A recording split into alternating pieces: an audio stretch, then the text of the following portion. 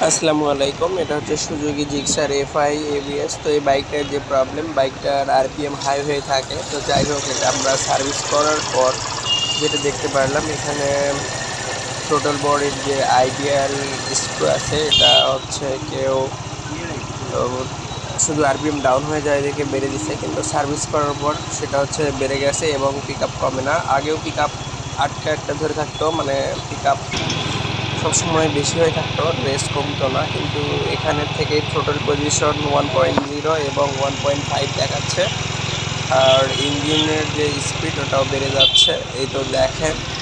তো এটা আমরা যেটা করব সেটা হচ্ছে, আপনারা যারা এই কাজগুলো করেন এগুলো থেকে বিরত থাকবেন। এটা কোনোভাবেই এখানে হাত দিয়ে অ্যাডজাস্ট করা যাবে না। তো যাই হোক, এখানের যে মাপ সেই মাপ অনুযায়ী আমরা কি করে দিব, অ্যাডজাস্ট করে দিব। এই যে দেখেন, এখানে সবসময়